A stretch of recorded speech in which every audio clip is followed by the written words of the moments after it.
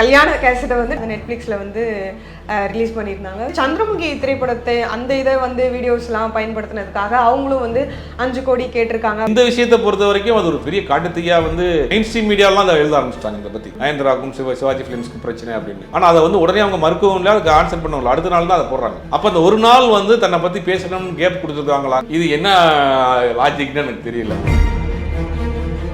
இதே மாதிரியான விஷயங்களை வந்து தொடர்ந்து ஒருவேளை இவங்களே பரப்புறாங்கன்னு நினைக்கிறீங்களா? நயன்தாரா மேல ஒரு சந்தேகம் இருக்கு. லைம்லைட்ல இருந்துகிட்டே இருக்குன்னு நினைக்கிறாங்களா?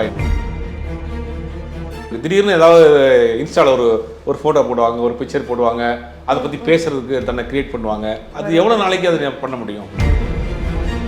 சந்திரமுகி படம் நான் பண்ணும்போது ரஜினி சார் வந்து இவ்வளோ பெரிய இமேஜில் இருக்காங்கன்றது வந்து எனக்கு தெரியாது. உங்களுக்கு லேடி சூப்பர் ஸ்டார்னு யார் பட்டம் கொடுத்தது? இங்க பாருங்க, த்ரிஷா இத்தனை லைனப்ஸ் வச்சிருக்காங்க. கல்யாணம்னு சினிமாவில் ஒரு ஹீரோயின் பண்ணிட்டாங்கனாலே அவங்க வந்து அதுல இருந்து ரிட்டையர்டுன்னு அர்த்தம். ஆல்ரெடி ஒரு கல்யாணம் ஆயிடுச்சு, குழந்தையும் ஆனதுனால இப்போ அடுத்த கட்ட 3ஆம் தலைமுறை நடிகர்கள்லாம் வந்துட்டாங்க. கவின், மணிகண்டன் இந்த மாதிரி. நயன்தாரா அவங்களுடைய கல்யாண கேசட்டை வந்து டாக்குமெண்ட்ரியா, நீங்கள் சொன்ன மாதிரி டாக்குமெண்ட்ரியாக மாற்றி அதை நெட்ஃப்ளிக்ஸில் வந்து ரிலீஸ் பண்ணியிருந்தாங்க. ஸோ இதுக்கு வந்து ஏற்கனவே தனுஷ் தரப்புலேருந்து நானும் ரவுடி தான் அந்த படத்துலேருந்து கிளிப்ஸ் யூஸ் பண்ணாங்கன்னு சொல்லி கேஸ்லாம் போயிட்டுருக்கு. ஸோ இப்போ அதை தொடர்ந்து சந்திரமுகி திரைப்படத்தை அந்த இதை வந்து வீடியோஸ்லாம் பயன்படுத்தினதுக்காக அவங்களும் வந்து 5 கோடி கேட்டிருக்காங்க அப்படிங்கிற மாதிரியான சம்பவங்கள்லாம் வந்து இப்போது பேசப்பட்டு இருக்கு. இது இல்லை, இது தவறான தகவல்னு அவங்களே வந்து என்ஓசி வாங்கின லெட்டரை போட்டிருக்காங்க அவங்களோட இதுலேயே. அப்படி இது ஒரு தவறான தகவலாக பரப்பி விட்டுருக்குறாங்க. அது பெரிய வைரலாகவும் ஆகிப்போச்சு. பட் அது தவறான தகவல். அவங்க ப்ராப்பராக என்ஓசி வாங்கி தான் அதை பண்ணியிருக்காங்க. நீங்கள் சொன்ன மாதிரி சிவாஜி அந்த ஃபிலிம்ஸ் அந்த ப்ரொடக்ஷன் கம்பெனிலேருந்து அவங்க வாங்கியிருக்காங்க. என்ஓசி அவங்களுமே கையெழுத்து போட்டு கொடுத்துருக்காங்க. இது மாதிரி. ஆனால் ஏன் திட்டமிட்டு இதே மாதிரியான விஷயங்களை வந்து தொடர்ந்து ஒருவேளை இவங்களே பரப்புறாங்கன்னு நினைக்கிறீங்களா? இருக்கிறதுக்கு கூட வாய்ப்பு இருக்குது. லைம்லைட்டில் இருந்துகிட்டே இருக்குன்னு நினைக்கிறாங்களா என்னன்னு தெரியல. பட்டு ஆனால் அப்படிலாம் செய்வாங்களாங்கிற ஒரு சந்தேகமும் இருக்குது. ஒரு பப்ளிசிட்டிக்காக, பரபரப்புக்காக செய்வாங்களான்னு தெரியல. ஆனால் நயன்தாரா மேலே ஒரு சந்தேகம் இருக்குது. திடீர்னு ஏதாவது இன்ஸ்டால ஒரு ஃபோட்டோ போடுவாங்க, ஒரு பிக்சர் போடுவாங்க, அதை பற்றி பேசுறதுக்கு தன்னை கிரியேட் பண்ணுவாங்க. பட் இந்த விஷயத்தை பொறுத்த வரைக்கும் அது ஒரு பெரிய காட்டுத்தீயா வந்து ஒரு மெயின் ஸ்ட்ரீம் மீடியாலாம் அதை எழுத ஆரம்பிச்சிட்டாங்க. இதை பற்றி நயன்தாராக்கும் சிவாஜி ஃபிலிம்ஸ்க்கு பிரச்சனை அப்படின்னு. ஆனால் அதை வந்து உடனே அவங்க மறுக்கவும் இல்லை, அதுக்கு ஆன்சர் பண்ணவும் இல்லை, அடுத்த நாள் தான் அதை போடுறாங்க. அப்ப அந்த ஒரு நாள் வந்து தன்னை பத்தி பேசணும்னு கேப் கொடுத்துருக்காங்களாங்கிற ஆகட்டும்னு நினைக்கிறாங்களாங்கிற ஒரு சந்தேகமும் இருக்கு. இது என்ன லாஜிக்னு எனக்கு தெரியல. ஆனா ஒருவேளை அப்படி பேசு பொருளாக வச்சுட்டு இருக்கிறதுனால நயன்தாராவுக்கு என்ன லாபம்? இந்த செலிபிரிட்டிகளை பொறுத்த வரைக்கும் எப்பயுமே செலிபிரிட்டியாவே இருக்கணும். அந்த ஒரு நம்ம ஃபேம் இருந்துகிட்டே இருக்கணும். ஒரு நடிகர்லாம் இருந்தார். அவர் பேர் சொல்லல. அவர் இப்பயும் இருக்காரு, இப்பயும் படம் பண்ணிட்டு இருக்கிறார். பெருசா இல்லை. ஒரு ஃபங்க்ஷனுக்கு வர்றாரு, கையில் ஒரு கட்டெலாம் கட்டப்பட்டுட்டு வர்றாரு. வந்தவொடனே எல்லாரும் என்னாச்சு, என்ன அந்த மொத்த அந்த நிகழ்ச்சியிலையும் இவர் தான் கேட்குறாங்க.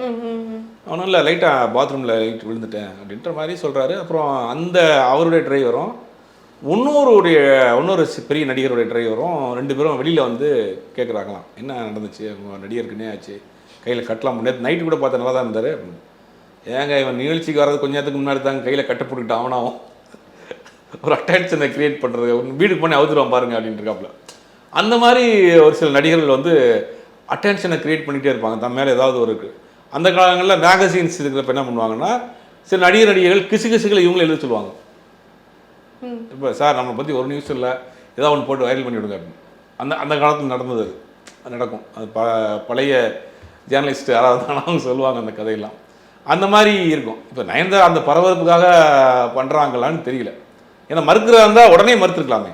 அது வந்து ஒரு நேஷனல் வைடு நியூஸாக போன பிறகு இன்றைக்கி அந்த மாதிரி ஆயிடுச்சு.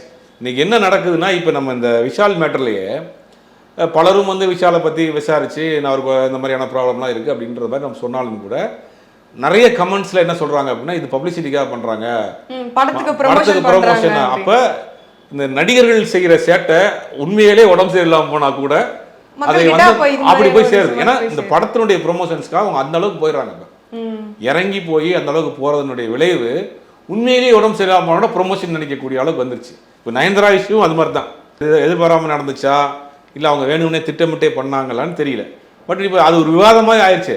அவங்க மறுக்கிறாங்க, அன்றைக்கே மறுத்துருக்கலாம். அடுத்த நாள் வந்து போட்டது வந்து இப்போ அது ஒரு விவாதமாக வேணும்னே பண்ணுறாங்களாங்கிற ஒரு சந்தேகம் இருக்குல்ல. ஏன் இப்போ இந்த கேள்வியுமே எழுது அப்படின்னா, இப்போ இவங்களுமே இதே மாதிரி 5 கோடி கேட்டு அந்த விஷயம் சம்பவம் நடந்து ரொம்ப நாள் ஆச்சு அவங்க நெட்ஃப்ளிக்ஸில் ரிலீஸ் பண்ணி. இவங்களுமே கேட்கறதா இருந்தால் முன்னாடியே கேட்டிருக்கலாமே, இவ்வளோ நாள் அமைதியாக இருந்துட்டு திடீர்னு இப்போ ஏன் வந்து கேட்குறாங்க? இல்லை, நெட்ஃப்ளிக்ஸ் தரப்புல இருந்து கேட்டதாக ஒரு தகவல். நெட்ஃப்ளிக்ஸ் தரப்புல இருந்து நாளைக்கு அந்த சைட்ல இருந்து ப்ராப்பர்ட்டியில் வந்துடக்கூடாது, ஒரு என்ஓசி வாங்கி கொடுத்துருங்க அப்படின்னு கேட்டதாகவும் அங்கே வாங்கி கொடுத்ததாகவும் சொல்கிறாங்க, ஒரு தகவல் வருது.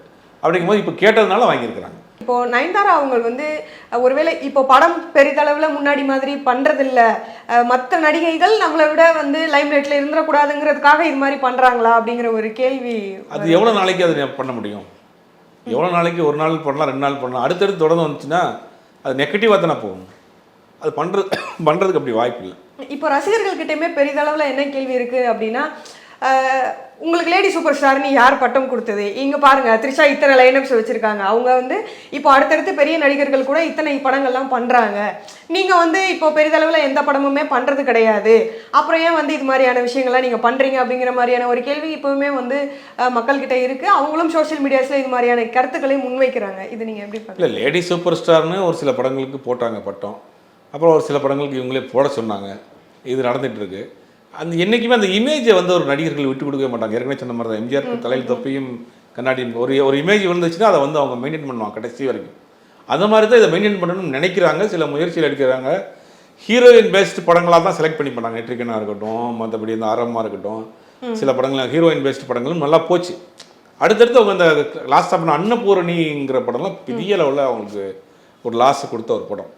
படங்கள் சரியாக அமையல. ஆனால் இப்போ ஒரு படங்கள் சில பேர் லைனப்பில் அவங்க இருக்கிறதா சொல்கிறாங்க. உடனே வந்து த்ரிஷாவையும் ஒரே காலகட்ட, நயன்தாரா ஒரே காலகட்டத்தை வந்தாங்கன்னா, கல்யாணம்னு ஒரு சினிமாவில் ஒரு ஹீரோயின் பண்ணிட்டாங்கனாலே அவங்க வந்து அதில் வந்து ரிட்டையர்டுன்னு அர்த்தம். அந்த ஹீரோயின் போஸ்டிங்லேருந்து அவங்க வந்து ட்ரான்ஸ்ஃபர் ஆகிறாங்க அப்படிங்கிறது அர்த்தம்.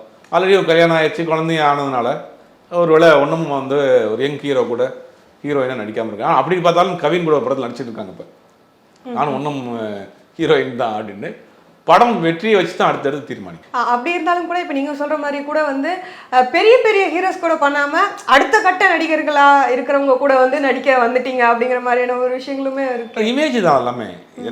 இமேஜை காப்பாற்றிக்கிறாங்க. நயன்தாராவோட இன்ட்ரடியூஸே பார்த்தீங்கன்னா ஐயாவில் இன்ட்ரடியூஸ் ஆகிறாங்க. அப்போ சீனியர் ஆர்டிஸ்ட் வந்து சரத்குமார், அப்புறம் பார்த்தா அவங்க சந்திரமுகியில் பண்ணுறாங்க ரஜினிகாந்த், ரொம்ப சீனியர் ஆர்டிஸ்டோடு நடிக்கிறாங்க. அப்போ வந்து அவங்க வந்து ஒரு சீனியர் ஆர்டிஸ்ட் மட்டும் தான் நடிப்பாங்க, யங் ஹீரோ கூட நடிக்க மாட்டாங்க அப்படிங்கிற ஒரு இமேஜ் அவங்களுக்கு விழுந்துருச்சு. அதை உடைச்சது சிம்பு தான் உடைச்சார். சிம்பு கமிட் ஆகி பண்ணதுக்கு பிறகு தான் வரிசையாக மற்ற தனுஷ் மற்ற நடிகர்கள் யங் ஹீரோஸோடு நடிக்க ஆரம்பித்தாங்க. அப்போ அந்த இமேஜை தக்க வச்சுக்கணும். இப்போ அடுத்த கட்ட 3ஆம் தலைமுறை நடிகர்களாக வந்துட்டாங்க, கவின், மணிகண்டன், இந்த மாதிரி. அப்போ அவங்களோட சேர்ந்து பண்ணுறாங்க. அது எந்த அளவுக்கு ஒர்க் அவுட் ஆகுங்கிறது படம் வந்த பிறகு தான் தெரியும். இப்போ இந்த மாதிரியான சம்பவங்கள் இந்த லைம்லைட்ல அவங்க இருக்காங்க அப்படிங்கிறத தாண்டி இதுக்கு முன்னாடி கொஞ்ச நாளுக்கு முன்னாடி ஒரு விஷயம் அவங்க தொடர்பான ஒரு சம்பவம் வந்தது.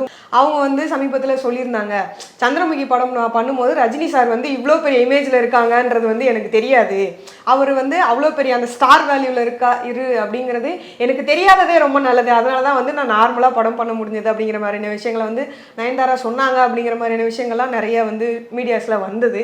இதுவே வந்து எந்த அளவுக்கு வந்து அபத்தமா இருக்கு. ரஜினி சந்திரமுகி படம் பண்ணும்போது அவர் எவ்வளோ பெரிய ஆளு அப்படிங்கிறது வந்து எல்லாருக்குமே தெரியும், இவங்களுக்கு தெரியாதா, இதை எப்படி நம்ம நம்புறது அப்படிங்கிற மாதிரியான கேள்வி எல்லாம். அவங்க சொன்ன அர்த்தம் வேற, புரிஞ்சுக்கிட்ட அர்த்தம் வேற. அவங்க என்ன சொன்னாங்கன்னா, அவ்வளோ பெரிய ஸ்டாருன்ற அந்தோட அவங்களோட நடிக்க போல, அப்படி போயிருந்தா என்னால் அவங்களோட ஈக்குவல் நடிச்சிருக்க முடியாது, அந்த அர்த்தத்தில் சொன்னது. சூப்பர் ஸ்டாருக்கு அவங்க தெரியாதாங்கிற மாதிரி அது வேற மாதிரி திருத்தி சொல்லப்பட்டு அது வேற செய்திகளில் போயிடுச்சு. அவங்க சொன்னது வந்து ஒரு சூப்பர் ஸ்டாராக இருந்தாலும் கூட நான் சூப்பர் ஸ்டாருங்கிற ஒரு இதோட நான் வந்து அவங்களோட நடிக்க போல, அப்படி போயிருந்தால் நான் இவ்வளோ பெர்ஃபார்மன்ஸ் ஈக்குவலாக பண்ணியிருக்க முடியாது அப்படிங்கிற அந்த அர்த்தத்தில் சொன்னாங்க. அது வேற இதில் கன்மையாயிடுச்சு. ஒட்டுமொத்தமாக இந்த அளவுக்கு இப்போ வந்து ரஜினி ஒரு பக்கம் வந்து பெரிய இடத்துல இருக்காரு அப்படின்னா, இந்த பக்கம் அவருக்கு நிகராக லேடி சூப்பர் ஸ்டார்னு ஒரு பதவி கொடுத்து இவங்களை வந்து மக்கள் இன்னமும் கொண்டாடுறாங்க அப்படின்னா, அவங்களுடைய அந்த ஜேர்னியை நீங்கள் எப்படி பார்க்குறீங்க சார்? ஜேர்னி எப்படி பார்க்குறதுனா, ஒரு டெலிவிஷன் ஆங்கராக ஸ்டார்ட் பண்ணி ஒரு பெரிய ஸ்ட்ரகிள் தான், சும்மா சொல்லக்கூடாது, ஒரு பெரிய போராட்டம் தான். நயன்தாராவை பொறுத்தவரைக்கும் தனிப்பட்ட நயன்தாரா ஒரு மனுஷியாக நீங்கள் பார்க்குறப்ப மனிதனுக்கு ஒரு தோல்வியிலே வந்து விழுந்துருவான். ஒரு கட்டத்தில் ராஜாராணிக்கு முன்னாடி டோட்டலாக அவ்வளோதான் முடிஞ்சிச்சு, நயன்தாராவுடைய கேரியரை முடிஞ்சிச்சு அப்படின்றாங்க. அதுக்கு முன்னாடி ஒரு 2-3 பிரேக்கப்பு, லைஃப்பில் ஃபெயிலியரு, அந்த ஒரு காலகட்டங்களில் சினிமாவில் இந்த மாதிரி பிரேக்கப் ஆச்சுன்னா உடனே வேற ஒரு தப்பான முடிவு எடுத்துருவாங்க. நிறைய நடிகைகள் வந்து அந்த முயற்சியை பண்ணி லைஃப்பை விட்டே போயிருக்கிறாங்க. பட் நயன்தாரா அந்த மாதிரியான ஒரு சுச்சுவேஷனை கூட தைரியமாக இருந்தாங்க. இதெல்லாம் போடா நீ என்னடா அப்படின்னு விட்டுட்டு அடுத்த கட்டத்துக்கு டக்குன்னு ஜம்ப் ஆகி தன்னோட கேரியர் ரொம்ப ஸ்ட்ராங்காக பார்த்துக்கிட்டாங்க. நான் ராஜா ராணிக்கு முன்னாடி வரைக்கும் நயன்தாரா வந்து அவ்வளோதான், நயன்தாரா பேக்கப்பு கேரளாவுக்கு போயிட்டாங்க, இனிமேல் கிடையாதுன்னு திருப்பி ரீஎன்ட்ரி கொடுத்து அடித்தாங்க. அப்போ நயன்தாராவுடைய அந்த கிராஃப்டே பார்த்தா ஏற்றம் இறக்கம், தோல்வி, ஏமாற்றம், விரக்தி அப்படின்னு ஒரு பெரிய இது, அதெல்லாம் தாங்கி நிற்கிறதுல உண்மையிலே ஒரு பெரிய விஷயம் தான். தனிப்பட்ட முறையில் ஒரு கேரளாவில் வந்த ஒரு பெண்ணாக இங்கே வந்து 2-3 பிரேக்கப்ஸ் ஆகி அதுக்கு பிறகு ப்ராப்ளம் ஆகி ஃபீல்டில் பெரிய ஹீரோவோட நடித்து அதுக்கு பிறகு வந்து யங் ஹீரோவோட ட்ரான்ஸ்ஃபர் ஆகி எல்லாத்தையும் தன்னையே பெரிய ஆர்டிங் கேட்காம தன்னையே வந்து உருவாக்கிட்டாங்க. அதெல்லாம் உண்மையிலே பாராட்டக்கூடிய விஷயம் தான். உங்களுடைய நேரத்தை ஒதுக்கி எங்களுக்காக செலவிட்ட மிக்க நன்றி.